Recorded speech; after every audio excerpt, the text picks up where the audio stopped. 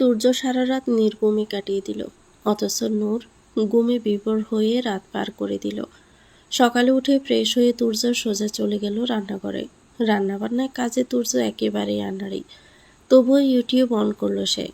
Scroll করে একটা সহজ ও সুস্বাদু খিচুড়ির রেসিপি বের করে অত্যন্ত মনোযোগ দিয়ে প্রতিটা ধাপ দেখে খিচুড়ি রান্না করলো। রান্না শেষ করে তুর্য আবারও শোবার ঘরে ফিরে এলো। নূর তখনও ঘুমিয়ে। তুর্যের নজর গেল ঘরের এক কোণে পড়ে থাকা ব্যাগটা দিকে।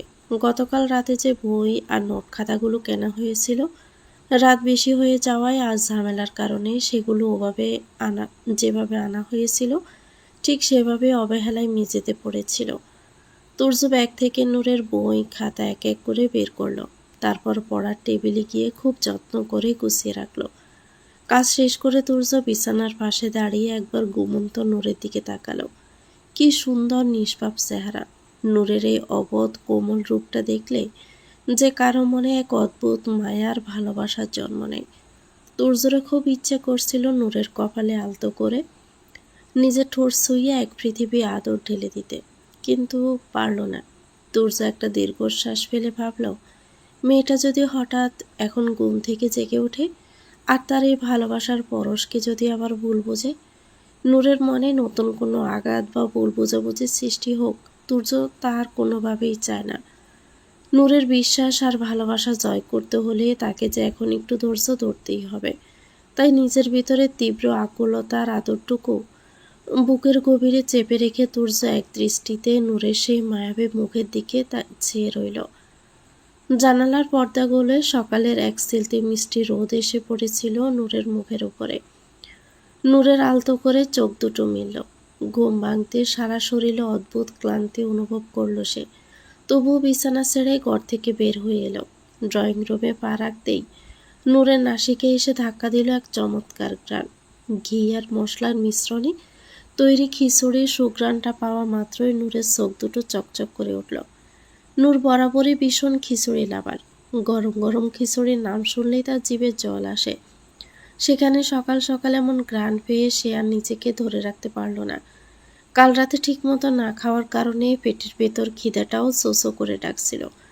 ফলে সব নিয়ম ভুলে ফ্রেশ হওয়ার কথা মাথা থেকে ঝেড়ে ফেলে সে মন্ত্রমুগ্ধের মতো ডাইনিং টেবিলের দিকে এগিয়ে গেল। টেবিলের উপর ঢাকনা দেওয়া পাতিলটা দেখে নূর তো মহা খুশি। তার মানে তুর্য ভাইয়া নিজের হাতে খিচুড়ি রান্না করেছে। ভাবতে ভাবতেই সে চোরের মতো চারপাশটা একটু দেখে নিল। বসার ঘর থেকে শুরু করে বারান্দা কোথাও তুর্যের অবয়বটা নজরে পড়ল না। তুর্যকে আশেপাশে না দেখে নূরের মনের আনন্দ যেন দ্বিগুণ হয়ে গেল। যাক বাবা, জল্লাদটা সামনে নেই, এখন সে নিজের মতো করে কোনো আড়ষ্টতা ছাড়া অনায়াসে পেট পুড়ে খিচুড়ি খেতে পারবে। যেই না অধীর আগ্রহে খিচুড়ির পাতিলের ঢাকনাটা হাত দিয়ে আলতো করে তুলতে গেল, অমনি কোথা থেকে একজোড়া শক্ত হাত এসে নূরের নরম হাতটা খপ করে ধরে ফেলল। আচমকা এই পুরুষালী স্পর্শে নূর চমকে উঠে বুক কেঁপে তাকালো পিছন ফিরে। ডাইনিংয়ের পাশের দেওয়ালের আড়াল থেকে তুর্য এসে দাঁড়িয়েছে। নূরের চোরের মতো ধরা পড়ে যাওয়া বেবাচাকা খাওয়া মুখটা দেখে তুর্য নিজের ঠোঁটের কোণে হাসিটা আর চেপে রাখতে পারল না। সে নূরের চোখের দিকে তাকিয়ে মুচকি হেসে বলল, আগে ফ্রেশ হয়ে আয়, তারপর যত ইচ্ছে খা, কেউ কেড়ে নিচ্ছে না। তুর্যের মুখে এমন কথা শুনে চরম লজ্জায় নূরের পশা গাল দুটো মুহূর্তের মাঝে লাল টকটকে হয়ে উঠল। সে চট করে নিজের হাতটা তুর্যের শক্ত বাঁধন থেকে ছাড়িয়ে নিয়ে লজ্জায় মাথা নিচু করে ফেলল। মনে মনে ভাবল, উফ, লোকটার সামনে গেলে কেন জানি সব হুলস্থুল পেকে যায়। এখন ভাববে আমি ফেটুক। নূরকে ওভাবে লজ্জায় লাল হয়ে আমতা আমতা করে চুপচাপ দাঁড়িয়ে থাকতে দেখে তুর্যের ঠোঁটের কোণের মুচকি হাসিটা আরও একটু চড়া হলো। কোনো মতে হাসিটা চেপে বলল, কি হলো নূর, এভাবে পুতুলের মতো দাঁড়িয়ে আছিস কেন? তাড়াতাড়ি ফ্রেশ হয়ে আয়, দুজনে একসাথে বসে গরম গরম খিচুড়ি খাবো। তুর্যের কথা শুনে নূর আর এক মুহূর্ত সেখানে দাঁড়িয়ে থাকার সাহস পেল না। লজ্জায় আর আড়ষ্টতায় তার বর্ষা মুখটা যেন আরও বেশি লাল হয়ে উঠল। সে তুর্যের দিকে আর না তাকিয়ে চোখ দুটো নামিয়ে সোজা ওয়াশরুমের দিকে প্রায় দৌড়েই চলে গেছে। তারপর ওয়াশরুমের দরজাটা লাগিয়ে দিয়ে নূর নিজের বুকের উপর হাত রাখল। আয়নায় নিজের লাল হয়ে যাওয়া মুখটা দেখে সে এক দীর্ঘশ্বাস ফেলল। কিছুক্ষণ পর ফ্রেশ হয়ে ওয়াশরুম থেকে বেরিয়ে এলো নূর। মুখটা ধোয়ার পর আরও বেশি সতেজ ও বসা লাগছে। কিছুটা জড়তা নিয়ে ডাইনিং টেবিলের দিকে এগিয়ে গেল। টেবিলে এসে নূর দেখল তুর্য ইতিমধ্যেই দুটো প্লেটে ধোয়া ওঠা গরম গরম খিচুড়ি বেড়ে রেখেছে, সাথে ডিম ভাজি। তুর্য নূরের জন্য চেয়ারটা টেনে দিয়ে বলল, বস। নূর কোনো কথা না বলে চুপচাপ চেয়ারে বসল। তুর্য তার ঠিক উল্টো দিকে চেয়ারটায় গিয়ে বসল। খাবারের চমৎকার সুবাসে নূরের খিদে যেন আরও চড়া দিয়ে উঠল। নূর হাত বাড়িয়ে চামচটা নিতে তুর্য নূরের হাত থেকে চামচটা আলতো করে কেড়ে নিল। নূর অবাক হয়ে তুর্যের দিকে তাকালো।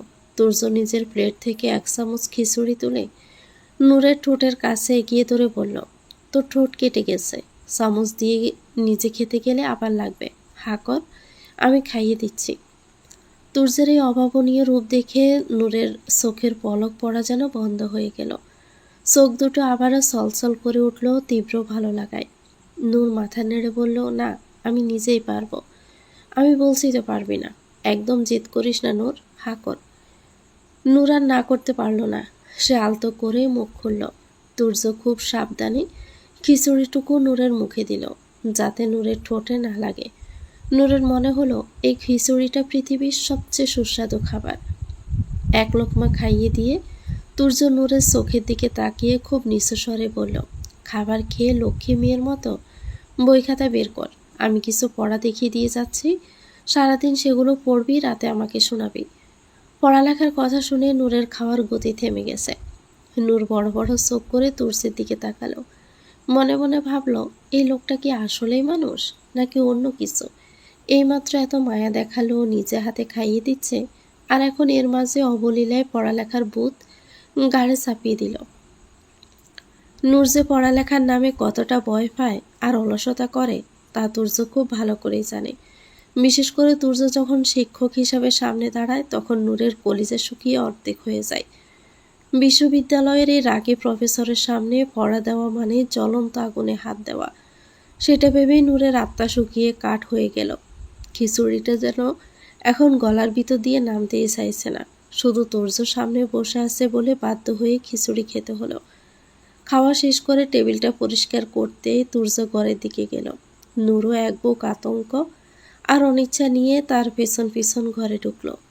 তুর্য পড়ার টেবিলের একপাশের চেয়ারটা টেনে বেশ রাজকীয় ভঙ্গিতে বসল এবং তার ঠিক বিপরীত পাশের চেয়ারটার দিকে ইশারা করে নূরকেও বসিয়ে দিল।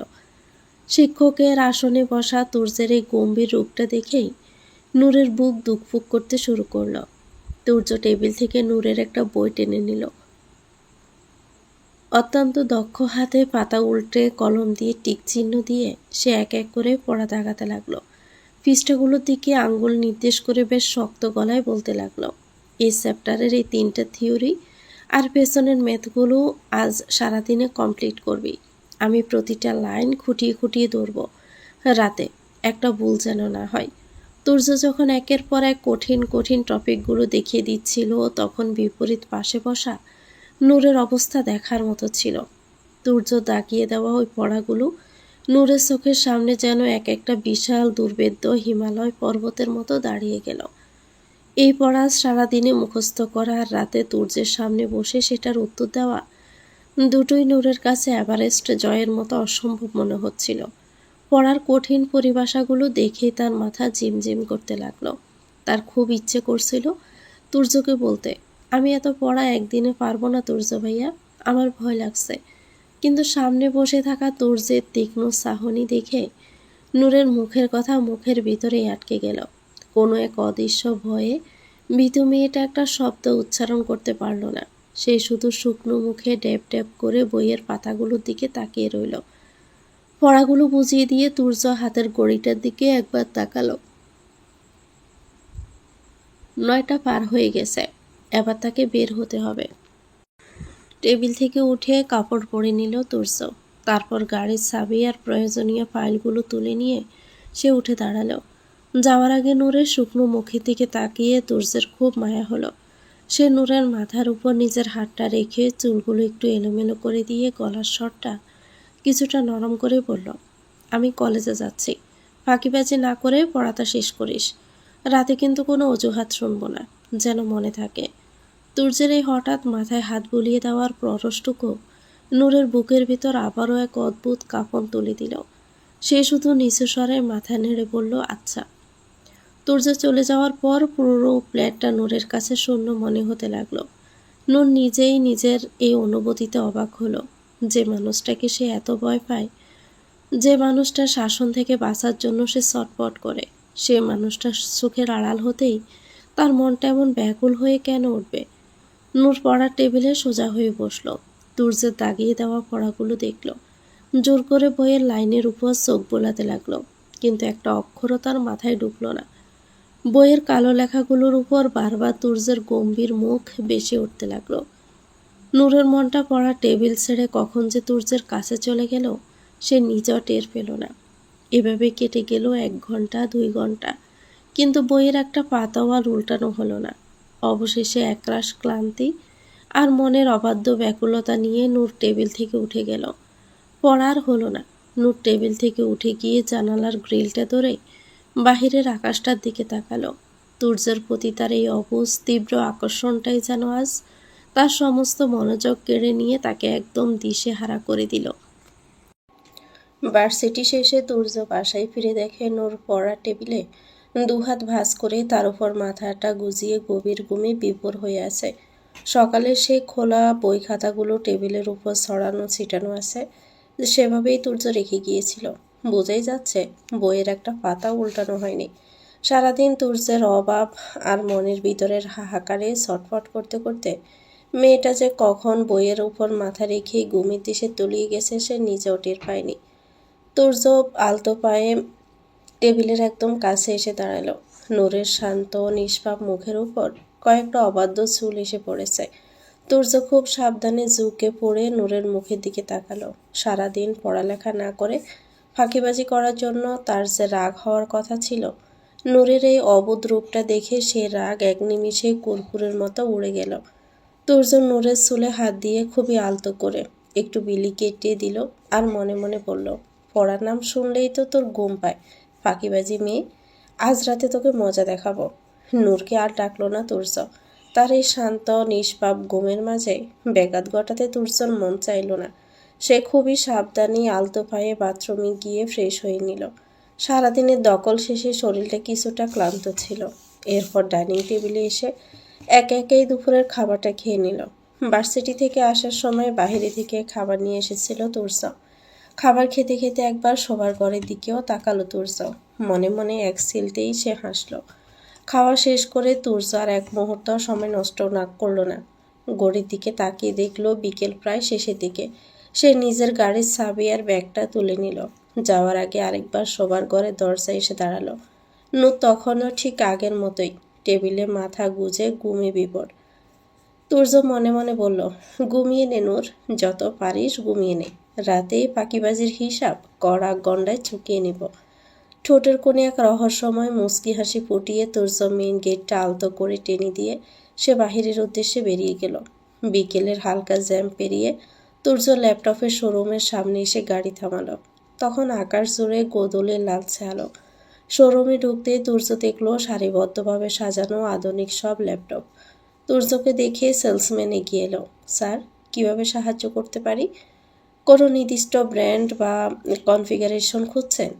তুর্য প্রফেশনাল কাজের জন্য একটু হাই কনফিগারেশনের মজবুত আর লেটেস্ট মডেলের একটা ল্যাপটপ পছন্দ করলো, যাতে তার অফিসিয়াল সব ভারী সফটওয়্যার অনায়াসেই চলে। বেশ কিছুক্ষণ খুঁটিয়ে দেখার পর সে নিজের জন্য একটা স্লিম মেটালিক ব্ল্যাক কালারের ল্যাপটপ ফাইনাল করলো। বিল পরিশোধ করে ল্যাপটপটি নিয়ে গাড়িতে এসে বসলো। মাগরিবের আজানে সমুদ্র দৈনিক কানে আসতে ধরপড় করে ঘুম থেকে উঠে বসলো নূর। চোখের পাতা দুটো টলতে টলতে সে চারদিকে তাকালো। ঘরের ভিতরটা তখন গোধূলির আলো ফেরিয়ে সন্ধ্যার আবছা অন্ধকারে ডুবে গেছে। বুকটা তার কেমন যেন চিলিক দিয়ে উঠল। হে হন্তদন্ত হয়ে টেবিল ছেড়ে সোজা ড্রয়িং রুমে চলে এলো। চারদিকে ব্যাকুল চোখে তুর্যকে খুঁজল, কিন্তু না, কোথাও তুর্যের অবয়বটাও নজরে পড়ল না। পুরো ফ্ল্যাটটা একদম নিঝুম নিস্তব্ধ। সন্ধ্যা হয়ে এলো, তুর্য ভাইয়া এখনো বাসায় আসেনি। কোথায় গেল তাহলে লোকটা? ভাবনাটা মাথায় আসতে নূরের বুকের ভিতর মোচড় দিয়ে উঠল। এক অজানা ভয় আর শূন্যতা তাকে গ্রাস করতে চাইল। তুর্যকে না পেয়ে মন খারাপ করে সে যখন ড্রয়িং রুমের লাইটটা জ্বালাতে গেল তখনই তার চোখ পড়ল ডাইনিং টেবিলের দিকে। দেখে বোঝা যাচ্ছে একটু আগে কেউ একজন এখানে বসে দুপুরের খাবার খেয়েছে। মুহূর্তের মধ্যে নূরের মাথায় পুরো বিষয়টা পরিষ্কার হয়ে গেল। তার মানে কি তুর্য ভাইয়া ভার্সিটি শেষ করে বাসায় এসেছিল, সে এসে খাবারও খেয়েছে, আর আমি তখন পড়ার টেবিলে মরার মতো ঘুমিয়েছিলাম। নূর নিজের কপালেই একটা থাপ্পড় মেরে মনে মনে বলল, ধ্যাত, আমি এত বড় একটা গুমগাতুরে কেন। লোকটা সারাদিন পর বাসায় ফিরল, আর আমি তাকে একটু পানিও এগিয়ে দিতে পারলাম না। ভাবনার মাঝে কারো পায়ের আওয়াজ পেল নূর। চোখ তুলে সামনের দিকে তাকাতেই দেখল তুর্য এসেছে, হাতে ল্যাপটপ। তুর্যর হাতে ল্যাপটপ দেখে নূরের অনুশোচনা হলো। সেদিন যদি সে ল্যাপটপটা না ভাঙতো। তুর্য এসে ল্যাপটপটা রেখে ফ্রেশ হয়ে নূরকে ডাকলো পড়ার টেবিলে। নূর তো ভয়ে ভয়ে দৃঢ় পায়ে পড়ার টেবিলে এগিয়ে গেল। তুর্য নূরকে ইশারা করে টেবিলের আরেক পাশে বসতে বলল। নূর টেবিলে গিয়ে বসল।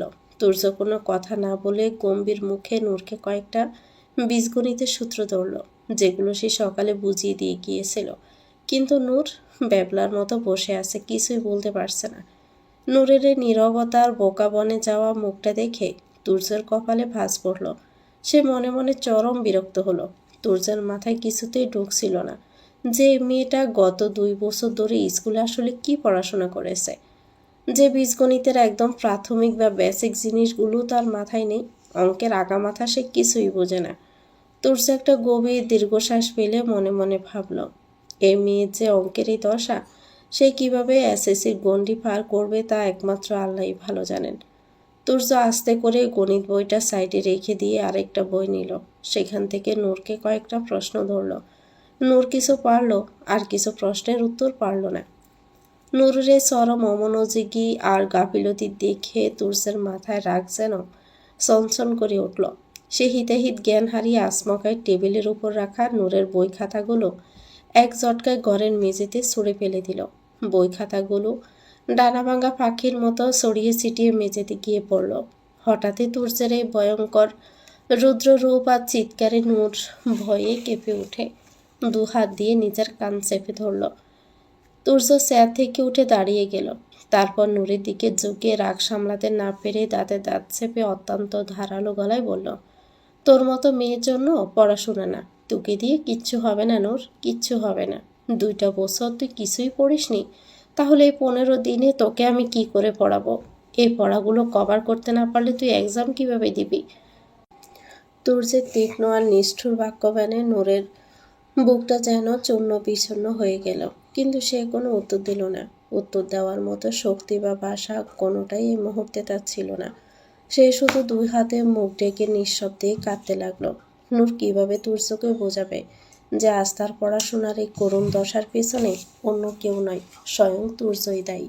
সে তো আগে এমন পড়াশোনায় ফাঁকিবাজ ছিল না। গ্রামের সাধারণ স্কুলে নূর যখন পড়তো তখন অঙ্ক বাদে বাকি সব বিষয়ের রেজাল্ট ভালো হতো।